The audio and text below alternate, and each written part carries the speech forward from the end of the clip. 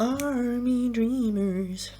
Doodle doodle Army Dreamers. What a fucking song. What a good song. Off a great album. That's the album we're going to do. We're going to do Never Forever today. It is quarter to midnight at night. Quarter to midnight at night. I don't think I need to follow that up with that. Just quarter to midnight would have sufficed probably. But yeah, we're gonna call this one. This is Midnight Smooth with Jordan Clark. That's what we're doing. We're doing a Midnight Smooth tier list at 11:45. Probably gonna be a quick one. Probably gonna get this out pretty quick because I'm tired. Had a long hard day. It's been the hottest day. It's been one of the hottest days on record in Manchester today. I was at work and it was actually quite a safe environment at work because we have amazing air conditioning. So I was wandering around with this lovely breeze inside, and I went outside for like a cigarette, and it was like the heat is heavy. It's heavy. I felt like I was being like pushed to the ground by the sun. And so when I finished work, I made the long journey home. I mean, it's only 10 minutes, but it felt like ages because I was dragging myself. I got home and my colleague from work, Rebecca, was like, "Oh, do you want to play some ping pong in the courtyard at your place? We have ping pong tables down in the courtyard." And I was like, "Oh yeah, why not? Yeah, sound." She put these ping pong equipment round, and we played on that. And oh my gosh, like it was a nice workout, but I was like melting. I was like a puddle coming back up to the flat. What am I talking about? This is the start of every damn video. That it's a Jordan Clark video when I talk about ping pong. I'm supposed to be talking about Kate Bush's Never Forever, which is the album we're doing. And what I'm not going to do in this video is knock my pen off my books or my desk. I'm not going to kick my desk. I'm not going to ruffle my notes like a lunatic, because that's what I done in the last video. And it was horrific listening to it. I mean, I wasn't going to get rid of it because I did an hour's worth of tier list, but I listened back and I was like, man, there's like 20 bumps on the desk there that I can't really do anything about. So we're going to very calmly sit and do the tier list. We're going to do Never Forever by Kate Bush, and it's Kate Bush fever, isn't it? That's why we're doing it. It's Kate Bush fever. We've got Stranger Things, Running Up That Hill. I'm not embarrassed to say I've listened to Running Up That Hill probably about 80 times since watching that Stranger Things episode. It's sick. It's one of those things, isn't it? Like, I always knew that Running Up That Hill was a sick song, but then when you put it in a context like that, and it just blows up like massive, you can't help but jump on the bandwagon and be like, fucking yes, this song's so good. And there's nothing to be embarrassed about being part of a cultural thing that everyone's enjoying. Some people are a bit too up their own arse about it, like, well, I knew Kate Bush's Running Up That Hill before anyone else, and I know it's from this album, and I know I don't care. I mean, as long as you like it, at the very least, if you like it. But it's not on this album. I did think about doing Hounds of Love, which is the album it's from, but I don't know, I just prefer Never Forever. I mean, there's some good songs on that album. What's the Big Sky? Big Sky's awesome. I love Big Sky on Hounds of Love. It's probably my favourite song on it, actually, to be fair. But, because I knew that before anyone else knew anything about anything. But this album has a pretty special place for me. I think it's in my... I think, like, I don't know. I know what my top 10 favourite albums are. This is likely one of them. If I had to sit and write my top 10 albums, this is probably one of them. And it was only really because Storytime with Jordan, the Midnight Smooth Storytime with Jordan. It was when I worked in a factory, believe it or not, briefly. When I was... how old was I? It was after uni, weirdly. I finished uni. Yeah, I would have been like 26, I think. I went back to my parents. I couldn't manage to hold down a job in Hull, so I went back to Wales briefly. Which was terrible. I mean, it's not because I hate my parents or anything, but it's because I'd left and got my independence, and then coming back from that independence into like a family setting, it's like a shock to the system. I was like, fuck this. So I went and lived with my mate and worked in a factory for a couple of months, which I hated. But I used to listen to this album over and over again on shifts, because at one point we were allowed to listen to music and have headphones on. So I used to listen to this all the time. I just remember thinking, this album's so good. But yeah, we'll jump into it. That's the history of this album and me, which is that I listened to it for 3 months in a row at one point. But I have listened to it for 2 days in a row now, going back over and over and over and just trying to pick out my favourite things in order to tier list it. So let's give it a go. So first of all, Babooshka, straight in there. Babooshka's awesome, isn't it? Alright. Babooshka, babooshka, babooshka, yeah, yeah. Ba-down, ba-da-da-down. I mean, the instrumental's cool, isn't it? Down, down, down, babooshka. I always thought that the low vocals on not only this song, but on the album in general, you got loads of them. You got Delius, so Delius, son, Delius. I thought they were like the David Bowie-esque thing. That, do you know where he does it in? I think it's Fame, isn't it, by David Bowie, where he's like fame, fame, fame, fame, fame. He's done this weird like vocal editing thing. I thought that was what Kate Bush was doing on this album. I thought it sounded quite crisp to be an effect on a voice, but I was like, it's certainly doable. But it's not. It's just a brother doing it. It was a brother, Paddy Bush, I think. Paddy Bush, and maybe a few other male vocals are in there. But the big ones that stand out, like the Delius and the Babooshkas, are Paddy Bush, which I think is cool. She got a brother involved. I think he had his own band, but that's a different thing. We're not doing a Paddy Bush tier list. We're doing Kate Bush tier list. But yeah, I love the instrumental. The video is very cool. I mean, this is one of the first tier lists where there's actually videos to these songs, which is going to be interesting in itself. But we'll take a quick look at this video here. Yeah, look at that woman. I mean, to put it in perspective. Let's put this in perspective. So, I put on Bedazzled the other day with Elizabeth Hurley and Brendan Fraser. If you remember it from, I think it's late 90s, early noughties. That gave me a sexual awakening, that film. Elizabeth Hurley's crazy good looking in that. And then I watched this video the other day, about 2 days ago, and it gave me a sexual awakening then.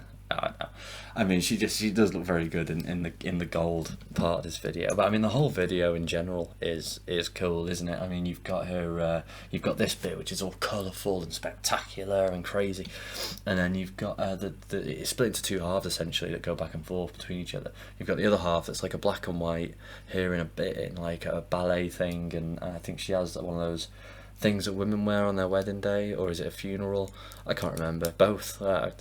Either or, but and she's dancing with this double bass, and the double bass is kind of like the male partner in that dance routine, and it's very interesting. And then you've got that black and white stark hollow bit of movement, and then it jumps into this alright babooshka babooshka when she's doing all this, and the gold and the lighting, and it's it's a cool video. It does take you off guard. But yeah, I certainly like the video as well. But the song's great. So it's about a woman who thinks her husband would leave her if another girl came along, so she decides to go undercover and see if she can convince him. And I think I was looking at the lyrics before, wasn't I? Yeah, she wanted to test her husband. She knew exactly what to do. A pseudonym to fool him. She couldn't have made it worse. And that's a nice little bit of rhyme in there. I mean, I'm bad for just doing a basic like 1 rhyme 2 rhyme, or 1 2 rhyme sort of deal, whereas this is, you know, she's not done a rhyme here, then she's rhymed these two and then re-rolled this back onto the rhyme. So it's, you know, it's just an interesting bit of how you place your words, how you run with your words, and it's cool. And she does it, I think she does it here as well, just like his wife, and then rhymes tears with no, she doesn't rhyme tears with delight. I don't think she rhymes delight with like and wife. So she's playing with the lyrics really well, which is cool. Oh my goodness me! Do excuse me. Like I say, it is now it's 10 to midnight. But yeah, it's dead smart, isn't it? It's a cool song. But one of the things I picked out from it was this part, and if you go back and listen to it, I probably should have time stamped where I was, or taken account of what time in the song it was. But I would say it's probably at like 1 minute 50 something. This guitar line comes in, and then it's like it clangs in, and as it reverbs off, it turns into like, the sound of it in my headphones anyway, turned into like this demonic laughing. Maybe I'm just having a senior moment and losing my mind, or that was an intentional thing by Kate Bush when she recorded the song. I like to think it's the latter. You know, in the same way it sounded kind of like, is it on the Beatles album, Revolver, you've got Tomorrow Never Knows, that final song, where you've got the all this weird demonic laughing. I think it's supposed to be the sound of like seagulls or Paul laughing, and then he did some weird shit with it. That's what it sounds like on this, but it's incorporated into an instrument. So this clanging guitar comes in, fades away into a reverb echo kind of thing, and then turns into this demonic laugh. And I thought that was how you sit there and come up with something so unusual and so smart. I mean, let's get back onto the actual tune maker, but I think it's really clever, and the song's just really cool. The idea's smart, isn't it? It's just a cool little story that she's playing with, should I say. And it's great, and it slaps, and it's probably the top slaps. So what's next? Delius and Delium. It's about Frederick Delius. I'm going to put it in... I do really like Delius. Get the lyrics up. I don't remember the lyrics being particularly... incredible. They were kind of, yeah. Oh, he's a moody old man. Song of summer in a town. Delius and diddly. I just remember it being super like ethereal and nice to listen to. Delius and diddly. And it reminds me, actually, there are a couple of songs on this album that remind me of The Legend of Zelda, like Wind Waker or something like that, Ocarina of Time. Because you've just got these, I don't know what it is, but it's the instrumentals and the way that they're put together. I mean, this reminds me of this. It reminds me of like going through, I don't know, like the Kimiko forest, the haunted Kimiko forest, on a journey.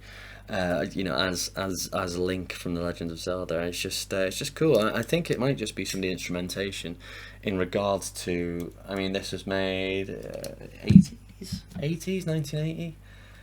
Recorded, released 1980.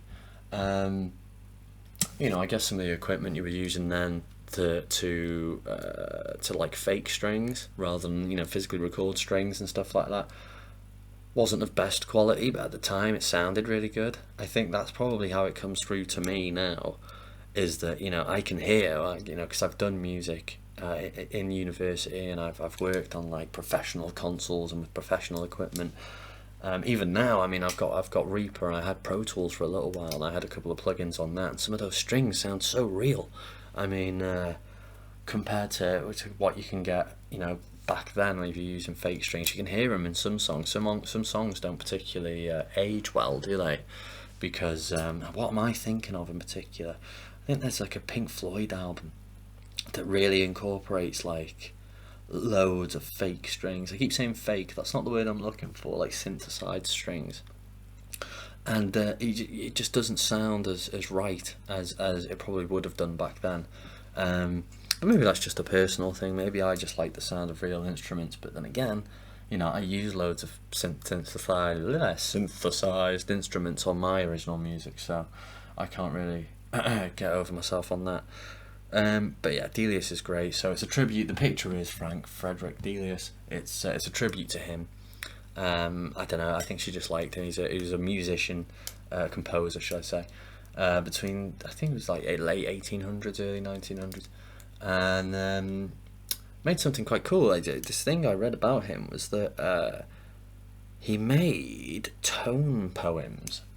And a tone poem is something I will just look up now. Tone poem. It was like or a symphonic poem. Yeah, symphonic poem. Yeah, I love this.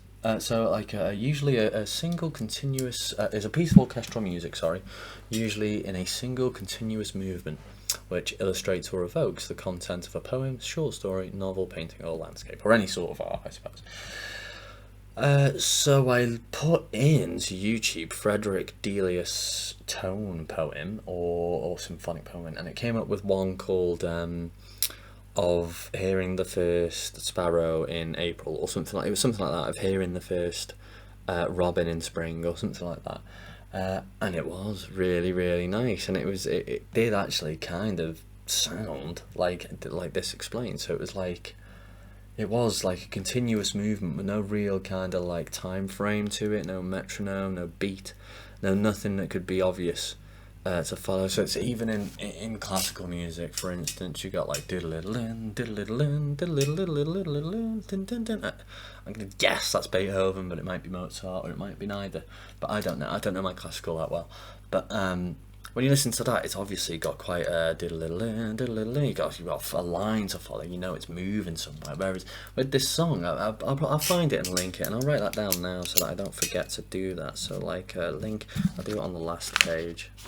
Link, Fred, Delius, spring song, spring tone and poem, in comments or in description. But yeah, go listen to it. I thought it was crazy because it is kind of like it was just this continuous movement of sound, you know, orchestral music sound that I was kind of like had almost a narrative. It kind of worked as if you were listening to a poem or looking at a painting. You know, it wasn't striking you like a song. It was striking you like a piece of art, like something you would just sit and look at, or sit and just take in, rather than be overtly involved. It is 12 o'clock. Perhaps I'm just talking absolute nonsense. We'll get back towards the tear maker. But yeah, the Delius song is it's sick. It's great, isn't it? Yeah, and I really like it. I mean, as I said, the lyrics, I can't really say much about them. There's not much to it. But she did also do a video for this, but it's not. It wasn't sort of widely released. It was only used, I think it was used for the BBC on like 2 Christmas specials or something like that. It's nothing crazy. But even that video's cool. It's like her with like swan wings or something. And then you've got this Frederick Delius guy who was wheelchair bound at the end of his life, I believe. So you've got this guy in a wheelchair with like a sun on his face and just like pointing at stuff, and she's all dancing around with wings. And it's just you know, just classic like Kate Bush, weird, interesting, you know, thought-provoking stuff. So I'm going to leave Delius there for now. I might drop him down later because there are some bangers on this album. Delius, Blow Away. Do-do-do-do. Diddle-do-diddle-do. I think that's that one. Diddle-diddle-diddle-do. Diddle-diddle-diddle-do. Oh yeah, Blow Away. Blow away, Kate Bush. Blow away, doodle-doo. Lyrics. Blow away, Skepta perhaps. Blow away. Yeah, I read, should I say, that this was that like she had a young engineer on her on one of her tours that got killed, I think, or not killed, not murdered, but he had like some lighting fell on him or something. He was only 21 and he died. I mean, there was a speculation that she never toured again because of it, but I don't think that's true. I don't think she toured that much because she didn't get, I don't know, they wouldn't put money into what she wanted to do, which was like these spectacular stage shows of miming and magic and all sorts. I mean, she was into really like I don't know what's the word I'm looking for, like spectacle, that's the word. She really wants like spectacle at her shows. Like Fleet. I watched this on a YouTube video the other day. This bit I'm going to say now, so this isn't like my thing that I properly researched. I just saw this guy was talking about it, but she got offered to go on a tour with Fleetwood Mac after her second album or her third album. You know, they were the biggest band at the time. Was it Fleetwood Mac or Blondie? I think it was Fleetwood Mac. Yeah. And she was like, no. And they were like, what? Why? She was like, because I'll do a 20-minute set and it's just not going to show like what I want it to show at all. I mean, it takes balls. You got the biggest band in the world saying you can open for us now for a couple of months, and she's just like, nah, no, I'd rather keep. But you know, that's what's good about Kate Bush, is that the more I've read about her, the more I've realised she's kind of just like dedicated to the cause, isn't she? She's dedicated to her art, and that's all she really actually cares about. You know, this is maybe why she shied away from the fame, because she doesn't want to play the fame game. It's more just about, you know, getting the art out there, getting it done, being interesting and individual, and it's cool. And it comes across in this album. It comes across in every album. Blow Away is cool. You know, it's kind of a sad song, isn't it? Because it's about this person that she's probably spoken to and knows, and he was there for her to do something for her, and he's kind of lost his life because of it. But she kind of turns it into a positive thing that this please don't bump me. You know, it's funny when you listen to a song like this.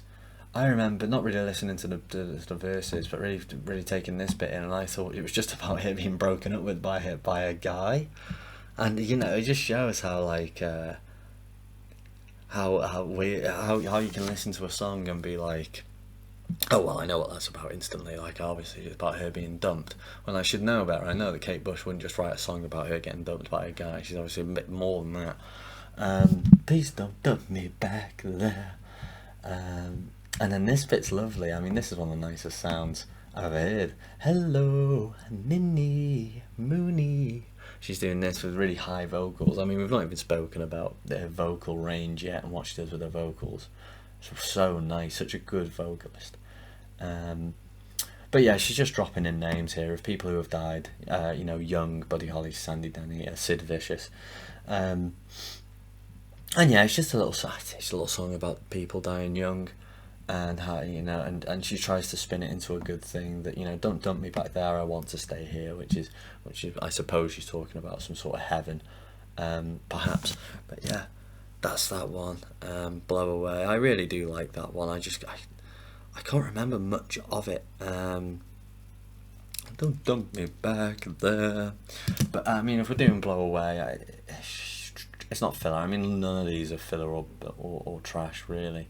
Maybe one or two, but it's this one, isn't it? Which I probably should have used a different picture. Maybe that's a bit on the nose for someone who died because of a lighting instrument. But let's move on. All We Ever Look For now. All We Ever Look For is really good. All we ever look for is a little bit of love, and all we ever look for is a great big hug, and all. Kate Bush, all we ever look for. All we ever look for is a little bit of love. Oh yeah, this is the other one that reminds me of The Legend of Zelda as well. Boom, boom, boom, boom, boom, boom, boom, boom, boom, boom, boom, boom, boom, boom, boom, boom, boom, boom, boom. That again. So we've gone through like the haunted woods of Kimiko. Was that what I said earlier? And now we're at like Kimiko town outskirts or something. And there's a door bearer. There's like a gate. There's a gatekeeper. And you've got to go speak to him. Hello, weary traveller. That's what it reminds me of. But I don't know. Maybe they're just using the same instruments as the people who did the music for Zelda are using. Maybe that's what Kate Bush. Maybe Kate Bush wrote The Legend of Zelda's music. How do we know she didn't? That's what I'm saying. How do we know that she didn't do that? You know, there's no way to know that she didn't. So we'll move on from the Legend of Zelda nonsense anyway. But yeah, it's a nice song. It's kind of just, it's a pretty simple one actually compared to what she usually does. She's quite a character-driven, narrative-driven songwriter, whereas this is a little bit more just kind of like a human condition song, you know. Just look at your father and you'll see how you took after him. Me and another like my brothers of my mother's genes. She didn't do it that fast. I was just doing it fast because it's a slow song. All they ever want to you are the things they didn't do. And it's just good, you know. It's just their parents looking at their child and saying, you know, we want this for them, we want this for them. And then it's more self-reflective at the end that she, you know, she's looking at her parents. I want better than that or whatever. And then this just end bit. It's just like, it's nice. I love stuff like this where it's like, all we ever look for is another room. All we ever look for is our own tomb. I love this bit. All we ever look for, oh, a drug. All we ever look for is a great big hug and love. You know, it's just a really nice, pleasant little song. And I think I actually put it. Yeah, no, I think it is Top Banger. It'd probably stay at Top Banger. Egypt is coming up soon, actually. Is that the next song? Yeah. Again, the instrumental's cool as well. It's just the instruments remind me of Zelda. I can't get this Zelda image out of my head when I listen to it. But yeah, all we ever look for, just a really like simple human condition song about what her parents, not her in particular, but what parents want for their kids, what the kids want for themselves, and it's just cool. I think it's a lovely little song. Man, are we blasting through this or not? We're at 25 minutes and we've done 4 songs. I wouldn't say that's blasting through it, would you? It's pretty slow, actually. What have I wrote here? Cool non-music bit when a woman walks back and forth into a room doing things. That is a good point, Jordan. Well made, actually. This is where it sort of begins on this album. I can't think that she does it anywhere else before that, apart from the breaking glass and Babooshka. So there's quite a lot of sort of sound effects and Foley. Foley is like sound effect in film, or sound for film, should I say. So if you were doing Foley for Friends, the TV show, you would do all the footsteps and all the doors sounds and stuff like that. So there's elements of Foley in this where she's doing breaking glass in Babooshka. So it's pew, pew, doodle-doo, babooshka, she's breaking glass, and it's cool. It does kind of add something, like a bit of flavour to it, and she does the same here. So there's this breakdown, I believe it's after, I think it's like after the Winds Are Weeping, or after, oh they never did. I think it might be after this part, and it all comes down a little bit, and it's just got the instrumental, and that kind of falls to the background, and then you've just got this woman in high heels, which again, it's imagery, isn't it? That I've not seen a woman in high heels, but from what she's putting in the song, it feels and sounds like there's a woman in high heels that's walking back and forth in the room, and she turns on this jukebox. And then turns it off, then goes up to the other side of the room, opens the door, and there's a riot or something. It's smart. I mean, I don't particularly know what it signifies. Perhaps it just signifies, what this person is looking for, and they're just wandering around the room looking for it. It's cool. I mean, it's a thinker, isn't it? And you sit there and think about it, and what did she mean by that? Smart. The album's just littered with also, look at this genres: rock, pop rock, alternative, art rock, children's music. I don't know about children's music. Pop. I mean, it's baroque as well, isn't it? It's all sorts. Art pop. But yeah, it's a good song. Egypt. Egypt's probably above Delius.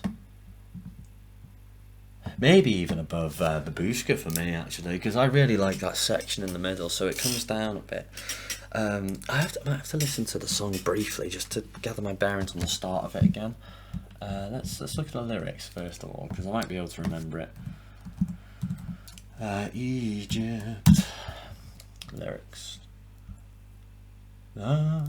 I mean, that's the bit I'm thinking of. Is it's like midway through, it all comes down. It's like it's just this massive big build up, and it's really like heavy, and I don't know. It just feels like cool. It's just really, really cool. Follow the Nile deep, too much deeper. Oh, I cannot comfort them. I'm busy chasing up my demon. I don't know, I'm not singing that correctly. Give me 2 seconds to re-listen to Egypt. I mean, what's the benefit of this? Because I'm just going to listen to it and then recite it back to you guys. But it's for my own peace of mind, so I know I'm actually talking about the right song here. Hello again. Right, we're back. So we listened to Egypt very quickly. Yeah, it's cool, isn't it? It's just a load of imagery in the words, and it's just what it is, I guess, is that she's just romanticising the idea of Egypt. She's chosen this country. She's gone, right, okay, come to do a song that's about Egypt. And she's just dropping in, follow the Nile, about the pyramids, the sands, the sun red, the pharaohs, and it's just the building this big imagery around Egypt. And then the music sounds very. It's weird to say Egyptian, because I don't know what Egyptian music sounds like, particularly, but it just sounds like a theme for that country, doesn't it? It just really does sound like everything's right there in place, it kind of popped up to an extent. My pussy queen knows all my secret, that's cool. But it's just a smart song. Like I said, I listened back to it, I got caught up in that bit that I really like. So if you go listen to it at about 1 minute 50, 2 minute 10, around that mark, the song goes down, and then it's just here going. It's like these drums, heavy drums going, poof, poof, poof, and it's here going, and it just keeps building and building, and it's like 2 minutes longer that, and then it gets to the end, and it's like there's so much happening, there's so much breath come into the song again, and it like comes away into this big organ-ish solo. I don't know whether it's an organ. It's a weird kind of organ theremin mix. But it's so smart. Egypt is such a cool song. But as I say, it's like a romanticising of Egypt, the idea of Egypt, the culture of Egypt. It's a really nice song. I mean, I was gonna say it's like you could do that about anything, but you probably couldn't. I mean, Egypt has probably got one of the strongest cultures historically. I mean, isn't that a strange fact, isn't it, that Cleopatra was around closer to modern day. She was alive closer to the modern day than she was to the first Egyptians or something, or the first pyramid being built. I think that's the fact, that Cleopatra was around closer to now than she was to the first pyramid being built, which really shows how long-standing that culture was and how long-standing that civilization was. It's really cool. It's really cool. And then Kate Bush is obviously just interested in that ideology, that idea, and has decided to make a little bit of a song about it all. And it's cool. I think it's probably not the best song on the album. Maybe it is, maybe it isn't. I think Babooshka is probably the best song on the album, but for me, I just really, really enjoy it. I listen to Egypt and I'm like, yeah, man, this song's cool. This song's really cool. But to be fair, actually, there is probably one more song that could be above Egypt, and we'll get to that later. Okie dokie, the wedding list. You never think to let you get away with. Did ya? I sang that wrong, but the wedding list is one of my favourite songs. The wedding list. Kate Bush lyrics. No, I'll never give the hunt. No, that's the next line. Wait, hold on. Doodle doodle doo doodle doo doo, and I won't muck it up. Somehow this is it. I don't know how I'm singing this at all, but it's a cool song. Let's go from the start. So what is it about? It's about the Bride in Black, by Francois Trassard. I think that's how you say it, Francois Trassard. The Bride wore black, and it's about a woman who gets married.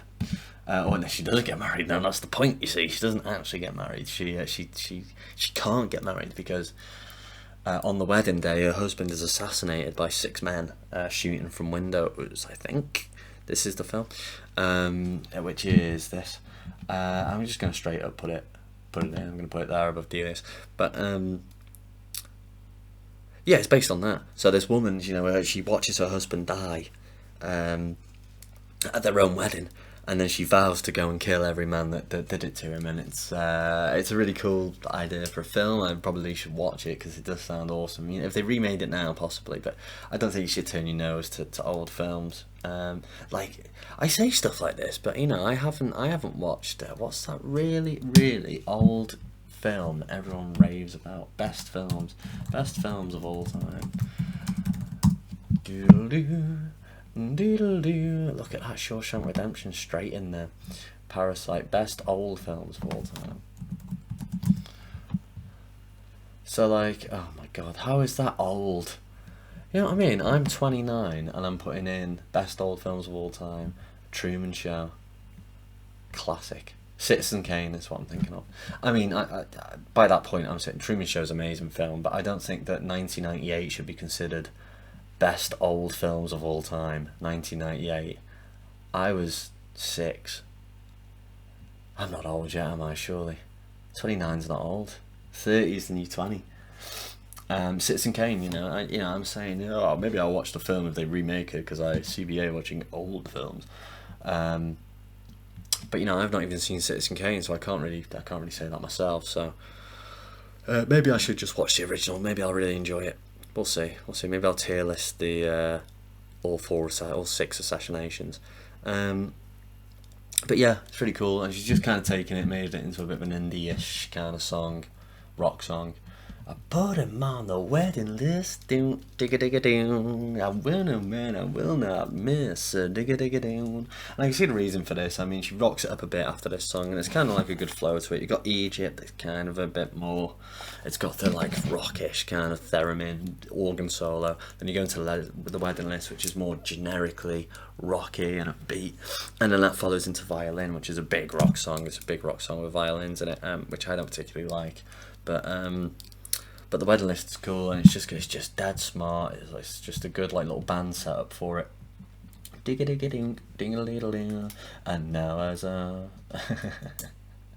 need to listen to it. Because I don't know the lines. It's got that really cool bit where it drops down, doesn't it? And I'm just trying to remember where it is. And when it's all over, you roll over the butt of my gun. One in your belly and one for Rudy. You got to what I gave you from the heel of my booty. I mean, you know, she's doing this quite cool song, but then she's also just dropping in a bit of like attitude, like girl power attitude. You got what I gave you from the heel of my booty.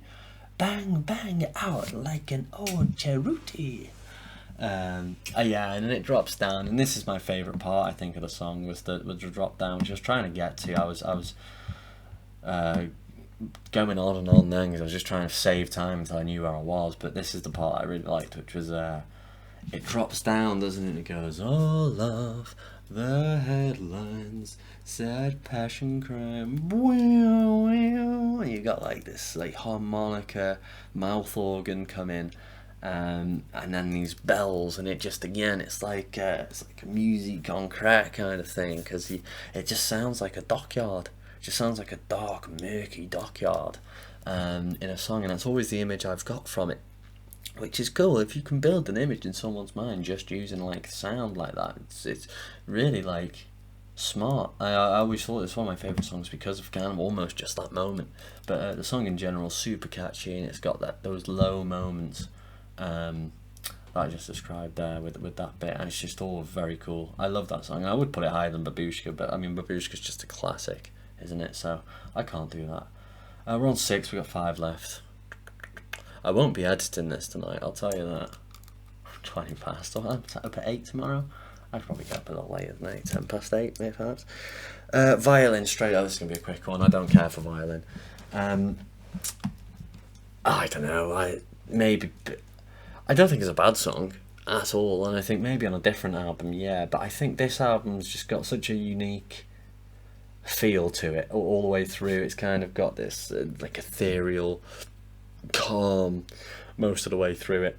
Well, you know, bits and bobs that jump out and are a bit more punchy, but in general it seems to be quite a calm, reserved, but instrumentally interesting album. And this song kind of just punches through too hard for me, and it takes me out of it. Something I always say when I'm doing a tier list, but that is a legitimate reason for me to put something in filler. If it doesn't suit the songs around it, I don't think it adds to the overall art of it. You know, the song in general I read was just that Kate Bush didn't like.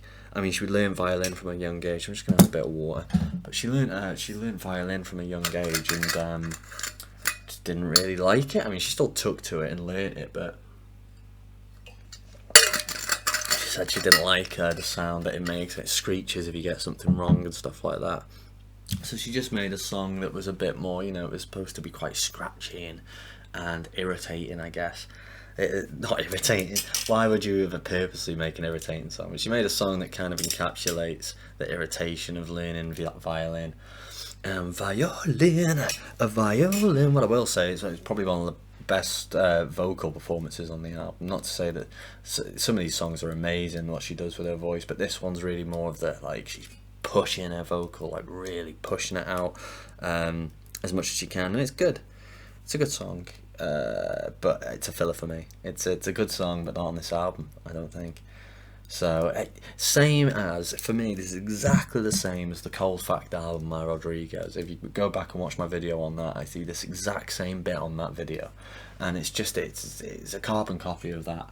That all the songs have this good thematic something or other to it, you know, whether it be lyrically or with the music or the way that it's produced or whatever. But this song in particular just stands out as being one that doesn't really fit for me. But it's, you know, the singing's good. It's just a filler. Let's move on. Violin out of the way. That's Army Dreamers. We're doing Infant Kiss. Infant Kiss. Now I remember this one just being like a dropped like piano piece. I don't think it's filler, but I don't think I liked it that much. But what I will do is, out of the interest of fairness, is go and listen to the Infant Kiss very quickly, because I don't remember much of it, which is enough for me to put it in filler, I guess, because it didn't stand out to me. But I know it's better than that. Okay, so it didn't stand out to me that much, but it's certainly not a filler. It does fit quite well on the album, and it is quite a good song, actually. I mean, so what it is at the start anyway is that it's kind of like a drop down, slower kind of piano piece, but then it does, as it goes on, you know, it was a good reminder that the strings and all the like sort of bits of brass and stuff like that come in and really build up on this theme. And the song itself is, it's quite weird. It's based on The Innocents, about the innocent. I think it's just called The Innocents, which is a film about, I think, now I might have this wrong, but I think what happens in the film is that this woman here, her husband dies, but then he possesses the body of a small boy of only like 11 or 12 years old, maybe 13, and she falls in love with this child. And it's kind of just like, obviously just a weird thing to be doing, you know, falling in love with this kid and kind of fighting with the morals of that. And then Kate Bush has done a song about it, and she doesn't really shy away from what she wants to say, which is kind of cool, isn't it? So like Kate Bush, Kate Bush, Infant Kiss, which is fucking crazy. What have I written here? Kate Bush, Infant Kiss. Lyrics.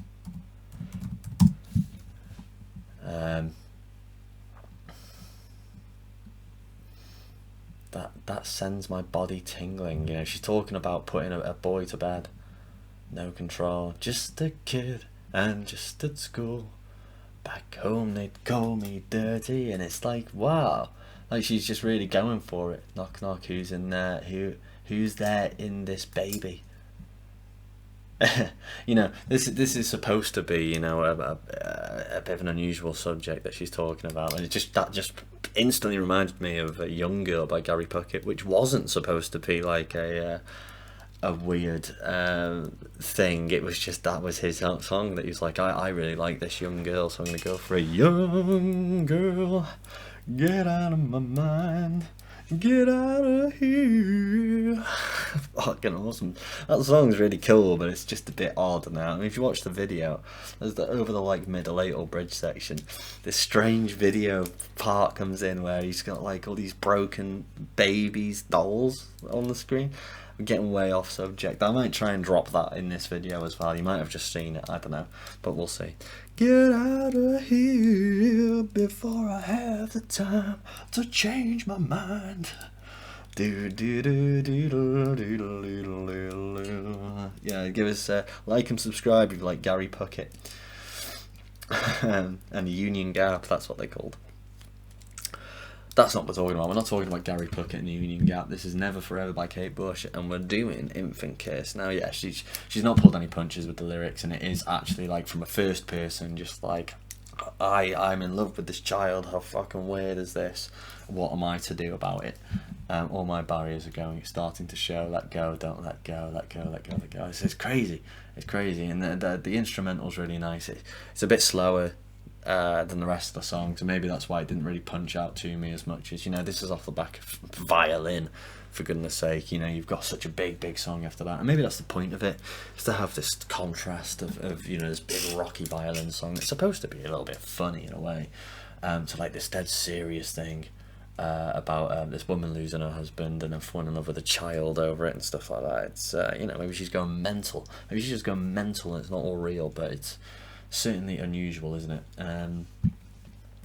All we ever wanted was a great big hug, you know. All we ever look for, sorry. The next song is it Infant Kiss? No, it isn't. We just did Infant Kiss. Oh my god, I'm having so many senior moments these days. Night Scented Stock. Night Scented Stock. Night Scented Stock indeed. I like it. I can't like it more. I do like it more than this. And that. I like it. I like Night Scented Stock, actually. I think it... No, I don't think that's fair. I think I'll put it there. I think that's the place to put it. Night Scented Stock, right, is, what, 50 seconds long? And it's just a vocal piece. It's just her doing a load of vocals overlapping each other. And it sounds really cool. I thought it sounded really cool. It reminded me of kind of... I don't know, Elliott Smith does stuff like kind of similar to that. It reminded me of Jeff Buckley in a way, you know, some of the vocals he does sometimes. But it was just a beautiful little piece, that 90 seconds long, 50 seconds long, sorry. And it's just dead haunting and dead hollow, and but when you actually, so what I thought would be a good idea is for me to do a cover of that, because I didn't do a cover in the last video. I thought it's going to be difficult to do a cover for this video because a lot of the songs are quite filled out, aren't they, with instruments and stuff, so you won't get that same feel. But when I heard Night Scented Stock, which I'd never really taken much note of before, I was like, man, that's 50 seconds long. All I really have to do is I have to grab her this track, I'll whack it in a Pro Tools Reaper session, and I'll just copy what she's doing. And then once I've got a foundation, I'll trill on top of that and kind of do my own kind of version of it, because I've never shied away from doing vocals. I'm not the best vocalist, but I know if I can sit and do vocals for ages and ages, that it'll all eventually come together. I was wrong, you see, with that, because I dropped it in there and I thought, right, let's give this a go. I did the first 6 seconds. I must have tracked about, I don't know, 18 to 20 vocals overlapping each other, doing little bits and bobs, and it sounded really cool. Those first 6 seconds sounded well good, and then after that it all got far too complex, and I couldn't hack it. So I jacked it in. But what I will do is I'll let you listen to those very first 6 seconds that I tracked. Here we go.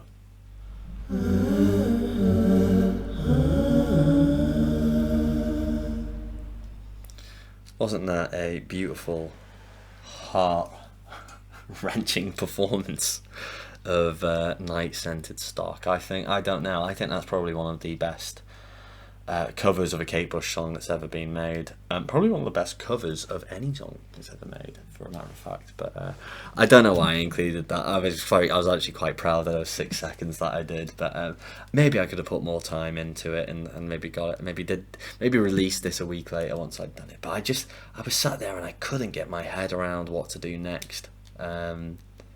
I mean, I did try, but I didn't really get anywhere after that. The rest of it kind of sounded a bit rubbish. But Night Scented Stock is one of my favourites. There's not too much more to say about it. I mean, her vocals on it, she's not like going crazy. She's just doing these little trills, but like overlapping them with each other and doing little bits of this, little bits of that, and it all just comes together as one continuous sound, like a tone poem, like a symphonic poem, very Delius of her. Very Frederick Delius, and it's just a good song. It's just I just really liked it. I just love stuff like that. I like it doesn't have to particularly be like this crazy big thing. A song, you've got it's just a song I play on guitar all the time. Nick Drake,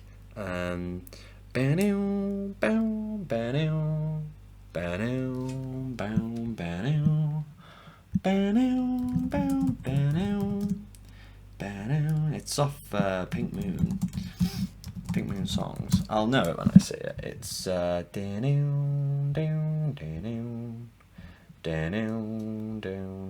it's not Road. Horn's really nice, and it's just one guitar and it's just him doing these like notes next to each other. It's not particularly, it's just like a hollow, like stark little piece of guitar work, but it's lovely in the same way that this is. But obviously I think a little bit more effort probably and work was put into this. I think it would take quite a while to do what she did with Night Scented Stock. But yeah, I loved it. Right, okay, Army Dreamers, best song on the album. Easily the best song on the album. Army Dreamers, Army Dreamers. Her voice is like amazing in this song. It was weird because I listened to this album. So when did I decide to do this lyrics? And the video's cool as well. I decided I was going to do this about 3 days ago.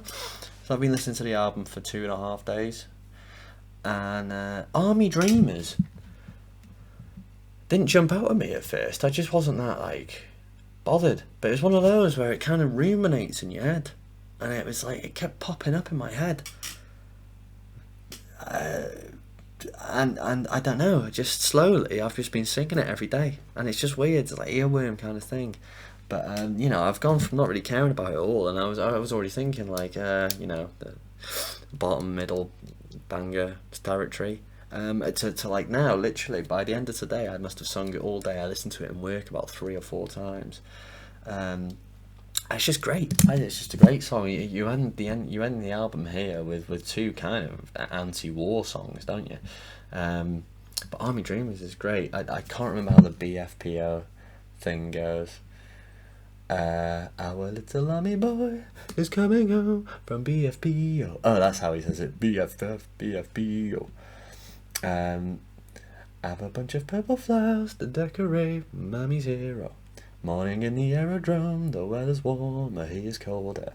That's so cool. That the lyrics are so cool, such imagery to it. Morning in the aerodrome, the weather's warmer, he is colder because he's died. 4 men in uniform to carry home my little soldier. It's like proper, like dark lyrics. And then that's when the male vocals come in. But he didn't have money for a guitar. What could he do? Oh no, what am I singing here? The guys come in and sing something cool.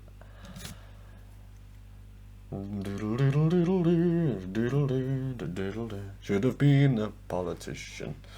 But yeah, the guys singing, it's just a really cool song. And you've got, it's like the sound of like a cocking gun throughout it all. It's just works really cool. The whole thing is really cool. BFPO, by the way, is British Forces Post Office, I think.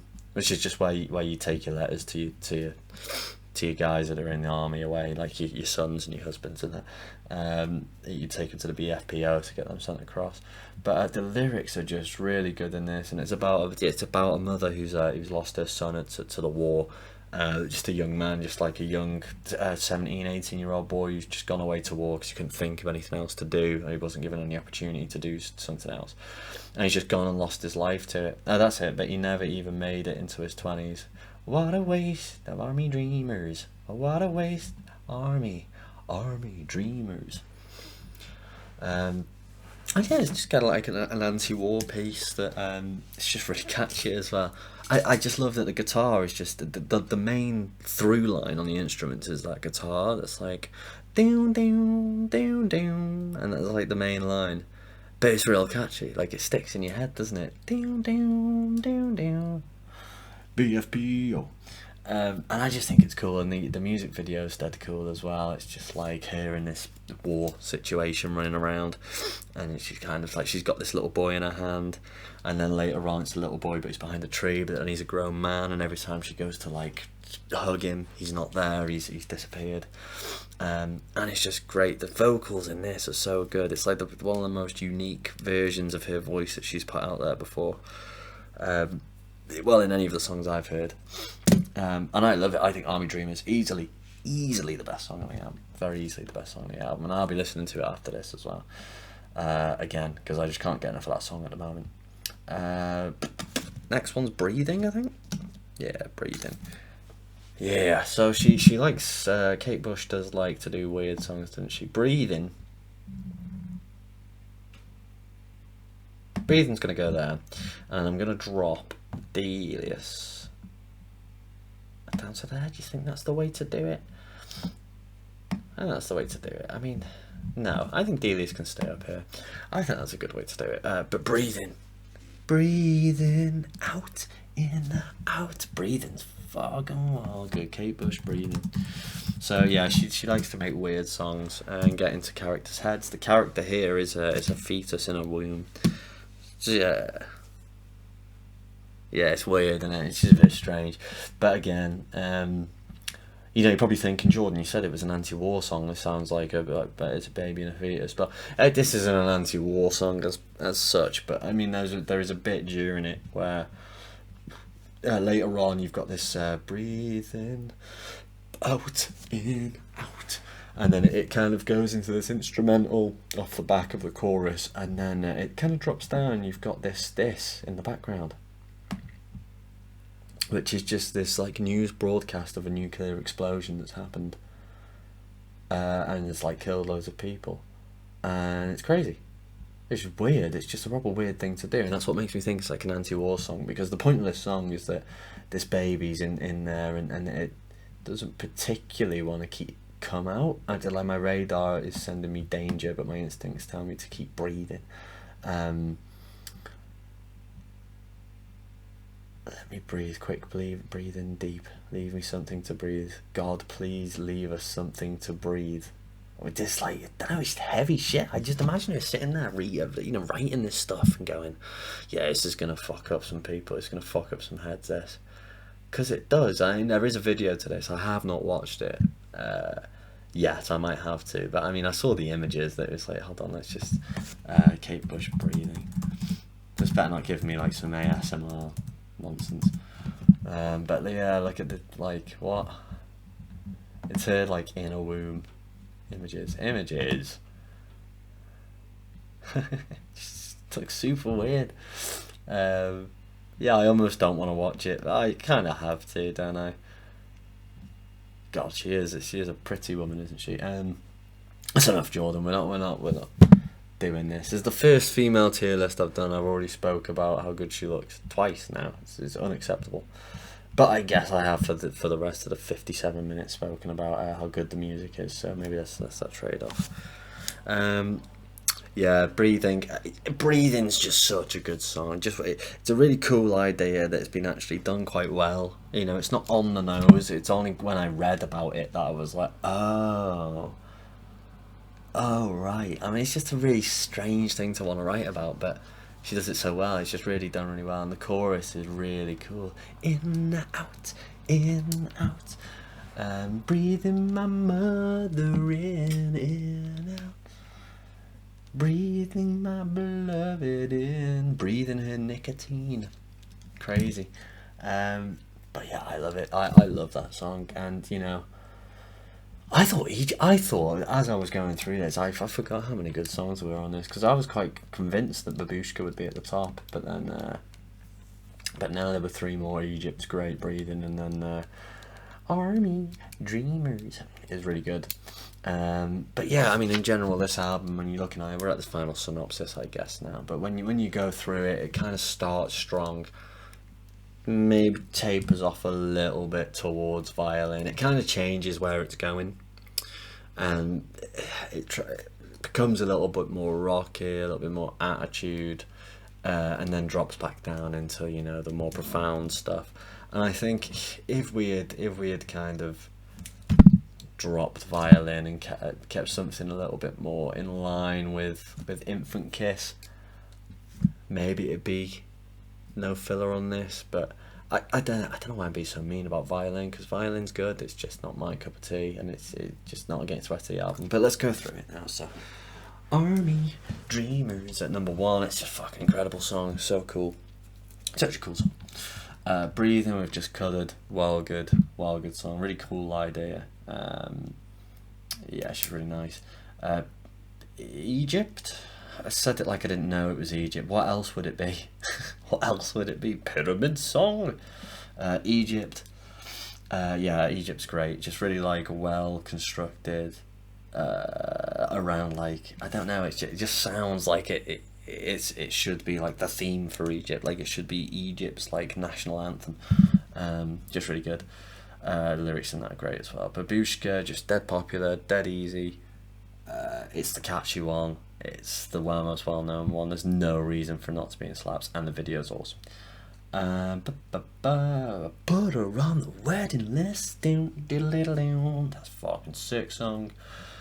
And then Delius. Yeah, I think Delius has to be on the top. Has to be on the top, doesn't it? I really should have put a picture of Zelda as one of these, or two of them really, because Delius and Egypt both remind me of it. Oh no, it's not Egypt. It's this one.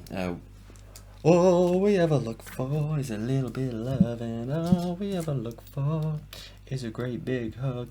I almost want to put it in slaps, but I just don't think, in terms of like subject and instrumentation, I think it's just falls short of being a slaps, because the subjects in all of these are pretty like out there, aren't they? And if it's not the subject, it's the sound, such as like Delius. It's all the most ethereal, like lovely sounding songs, whereas this is just kind of a bit more grounded, very much a song rather than Delius is kind of like a moving piece, so it's kind of cool. Night Scented Stock, I just love it. You know, if it were 2.5 minutes of that, it would be the best song on the album for me, but it is, and it's only a 50-second song, so what can you do? Blow Away, quite an intimate subject for her, I guess, with having someone that she knows dies at one of her shows. She made a song about it. Tries to paint it in more of a positive light, but it's just an interesting song. I'm probably going to put it there because this one's got a little bit more about it in terms of the subject matter and instrumentation as well. I think the vocals in this one are better, and the instrumentation and the song ideas are better in this one. But you know what, I'm going to pop it back at the way it was. I think it looks better like that. And then Violin, oh, well, I haven't even chosen this, I haven't even gone over this one, but and then lastly that was Infant Kiss. That one's cool. Infant Kiss is cool, just for me it's just not, it doesn't punch out as much as the other ones, even though maybe that's the point of it, that she wants you to listen more intently to the lyrics, and so she stripped it back a little more. That might be the reason for it. But yeah, it never really punched out as much to me, and maybe, I don't know, I just didn't get it, I guess, until the other day, until I read about it, and I was like, what a crazy subject.